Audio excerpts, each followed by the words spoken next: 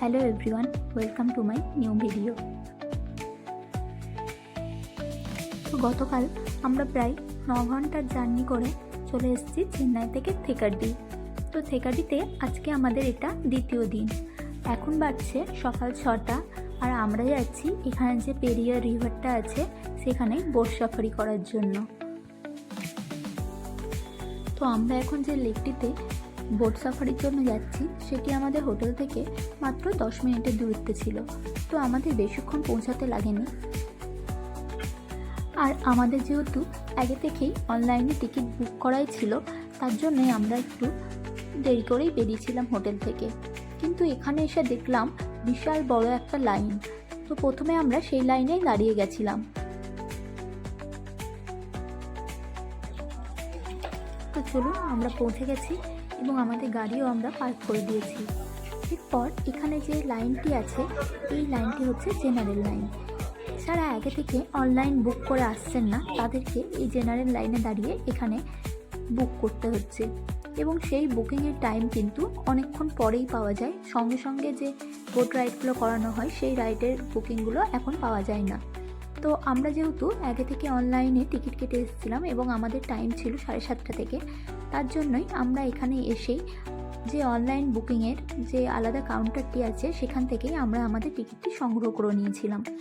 এরপর এখান থেকে কেটিডিসির যে বাসটি আছে ওই বাসটিতে আমরা চেপে গেছিলাম। এই বাসটি জঙ্গলের মধ্যে যেখান থেকে বোট রাইডটা শুরু হচ্ছে সেখানে গিয়ে আপনাকে নামিয়ে দিচ্ছে। এটি মোটামুটি 10 থেকে 15 মিনিটের রাস্তা। তো জঙ্গলের ভেতর দিয়ে এই বাস রাইড কিন্তু বেশ ভালোই লাগে। আর সামনেই দেখা যাচ্ছে থেকাডির বিখ্যাত পেরিয়ার লেকটি, যেখানে এই বোট সাফারিটি করানো হয়।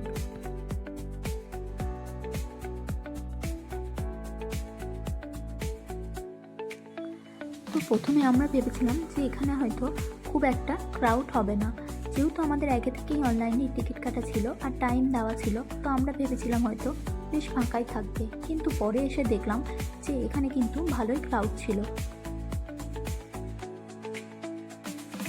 তো সামনে যে ক্রাউডটা আপনারা দেখতে পাচ্ছেন এই পুরোটাই কিন্তু এই বোট রাইডের জন্য।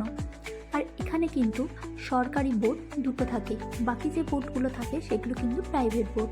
এই যে সামনের যে দুটো বোট দেখতে পাচ্ছেন, একটা হচ্ছে জলযাত্রা আর একটা হচ্ছে জলযাত্রী। তো এই দুটো বোটই হচ্ছে কেরালা সরকারের বোট, যেগুলো আগে থেকে অনলাইনে বুক করে আসতে হয়।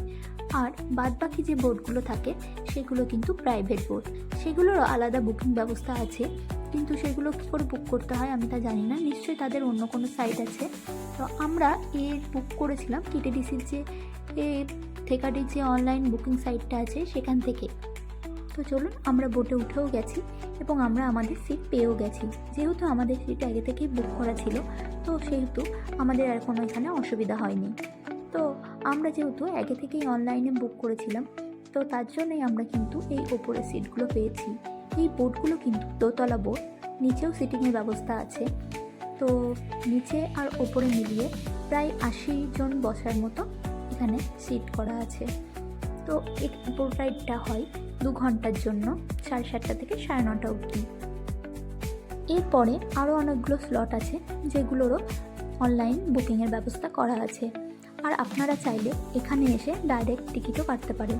কিন্তু আমি দেখলাম যারা এখান থেকে এই 7:30টার সময় এসে টিকিট কাটছেন তাদের বুকিং কিন্তু সেই দুপুর 1:30, 3টে কিংবা পরের দিনের বুকিং তারা পাচ্ছেন। সকালের সঙ্গে সঙ্গে কেটে তারা কিন্তু সঙ্গে সঙ্গে কেউ বুকিং পাচ্ছিলেন না। তো এটা যেহেতু একটি টাইগার রিজার্ভ ফরেস্ট, তো এখানে কিন্তু অনেক সময় বাঘ দেখা যায়। আর যেহেতু সকালবেলায় বন্যপ্রাণীরা এই লেকের ধারে জল খেতে আসে, তো বিভিন্ন বন্যপ্রাণীও এই সময় দেখা যায়। তার মধ্যে যাদের ভাগ্য ভালো তারাও কিন্তু অনেক সময় বাঘ দেখতে পান। তো আমরা সেদিন সেরকম বাঘ কিছু দেখতে পাইনি, কিন্তু আমরা অনেক হরিণ, বুনো হাতি এবং বাইসন দেখেছিলাম।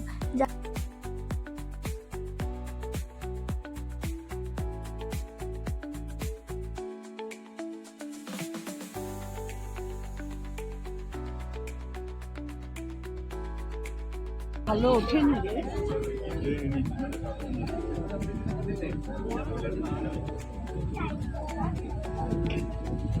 এলে তো কম হয়েছে। Original দিলেও তাই।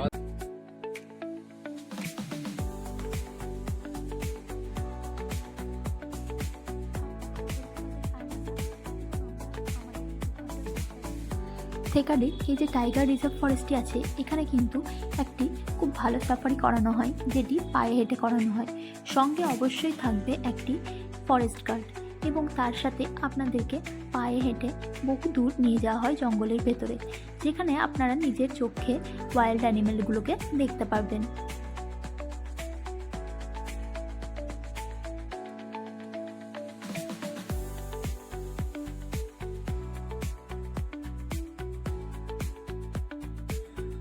আর আমাদের এই সাফারি শেষ হওয়ার পর আমরা কিন্তু আবার সেই বাসে করেই চলে গেছিলাম যেখানে আমাদের গাড়ি পার্ক করা আছে সেই জায়গায়, এবং সেখান থেকে আমরা চলে গেছিলাম আমাদের হোটেলে। ওখানে কিছুক্ষণ রেস্ট নেওয়ার পর আমরা চলে গেছিলাম এখানে যে স্পাইসেস গার্ডেনগুলো আছে সেই গার্ডেনগুলো দেখতে।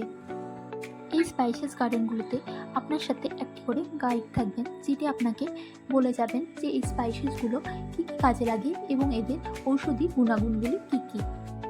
আর সামনে যে গাছগুলো দেখছেন এগুলো হচ্ছে এলাচ গাছ। এই এলাচের গাছ কিন্তু কেরলে এমনি এমনিই জন্মায়, এর জন্য কিন্তু অতিরিক্ত সার বা অন্য কোনো জিনিস লাগে না। তাহলে চলুন এই গার্ডের মুখেই শুনে নিন বাকি যে গাছগুলি আছে সেগুলির গুণাগুণগুলি কী কী। ये अपने पैनक्रियास 5% एक्टिव होगा तो स्टिमुलेट करके बीटा सेल्स एक्टिव कर देगा। ये मैक्सिमम 8 महीने अपन यूज़ करेगा तो शुगर लेवल 99% कंट्रोल में आएगा। नहीं तो पूरे लाइफ में मेटफॉर्मिन वगैरह खाने का जरूरी नहीं है। तो मेटफॉर्मिन टैबलेट अपन खाने से साइड इफेक्ट होते हैं, नर्व पूरे वीक हो जाते हैं, अपना किडनी में इफेक्ट करते हैं धीरे धीरे धीरे, तो अपना पूरे पैर में क्रैम्प्स वगैरह आते हैं। तो instead of that we can কত ধরেছে? बीन्स आएगा। ये 50 पे सीड है, प्रोसेस करके 2 ग्राम कोको बटर एक हाँ शिया बटर में अपन यूज करते हैं। तो pure cocoa powder is good for heart. Doctors बोलते हैं ना डार्क चॉकलेट एंटी कैंसर के लिए सब लेते हैं। एंड ये ब्रह्मी सरस्वती ब्रह्मी बोलते हैं, दिमाग तेज होने के लिए ब्रह्मिशा बच्चे लोग के अपन देते हैं। इससे 7 ग्रास फॉर्म में आएगा। Once in a life 90 days. Okay, Once in a life. Entire life 90 दिवस ही देने का। बच्चों को हाँ, इसको भी दे सकते हैं। क्योंकि रिकलेक्शन ओके, जितना भी पढ़ो थोड़े देर का भूल जाते हैं, कंसंट्रेशन नहीं मिल रही हो, आंखों का power, stress, over thinking, anxiety, उसके रिलेटेड लाइफ में एक ही बार। सो इसके नीचे किसी को सफेद बाल होगा तो सफेद बाल काले होने के लिए ऑयल बनाते हैं, इसका नॉर्मल तेल का जैसा लगा सकते हैं। कृष्ण केशर नाम से आता है। আর এই স্পাইসেস গার্ডেনের ট্যুর শেষ হলে আপনাকে এই গাইড নিয়ে যাবে তাদের যে স্টোরটি পেছনে আছে সেই স্টোরটিতে। এই স্টোর থেকে আপনি কিনে নিতে পারেন এই গার্ডেন থেকে উৎপাদিত হওয়া বিভিন্ন ধরনের তেল, ম্যাসেজ অয়েল এবং নানা ধরনের স্পাইসেস।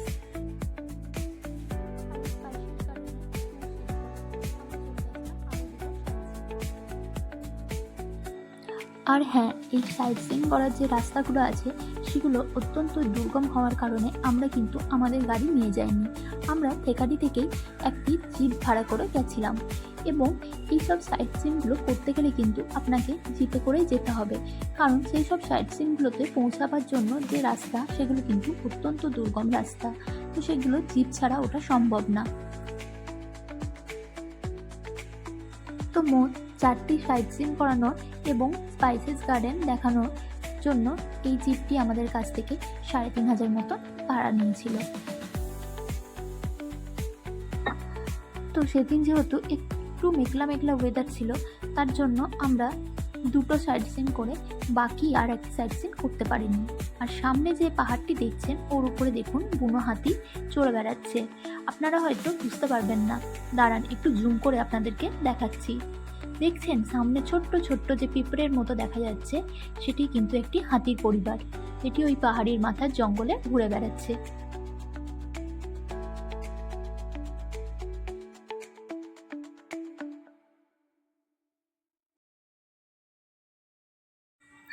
আর এটি হচ্ছে আমাদের দ্বিতীয় ডেস্টিনেশন। দুটি হয়তো ক্যামেরায় একই লাগছে, কিন্তু জায়গাগুলো কিন্তু একটু অন্য রকমের ছিল। তো এরপরেই আমরা ফিরে গেছিলাম আমাদের হোটেলে, কারণ আমরা কালকে এখান থেকে বেরিয়েছিলাম মুন্নারের উদ্দেশ্যে। তাহলে চলুন আমার ভিডিওটি আমি আজকে এখানেই শেষ করলাম। আবার দেখা হবে আমার নতুন একটি ভিডিওতে। ততদিন সবাই ভালো থাকবেন, সুস্থ থাকবেন এবং সাবধানে থাকবেন।